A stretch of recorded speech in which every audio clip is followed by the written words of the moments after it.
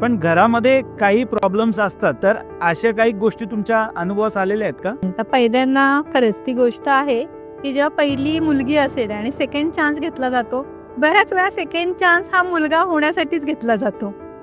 तेव्हा पहिल्या महिन्यापासून म्हणजे मी पाहते, पहिली डिलिव्हरी माझ्याकडे पेशंटची झालेली असेल आणि सेकंड डिलिव्हरीला जेव्हा पेशंट माझ्याकडे येते, तेव्हा तिची असणारी मानसिक स्थिती त्या पहिल्या महिन्यापासूनच मला ती थोडीशी डिप्रेशनमध्ये दिसते.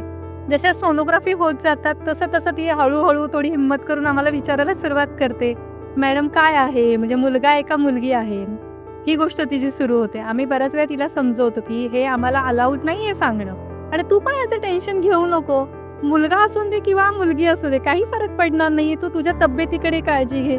तर तिच्या चेहऱ्यावर असा एक स्पष्ट तणाव दिसत असतो. ज्यावेळी तिचा नवरा सोबत आलेला असतो तेव्हा तो म्हणतो, अहो मॅडम मी पण तिला हेच समजवतोय, मुलगा असू दे किंवा मुलगी असू दे आपलं असणार आहे हे महत्वाचं आहे.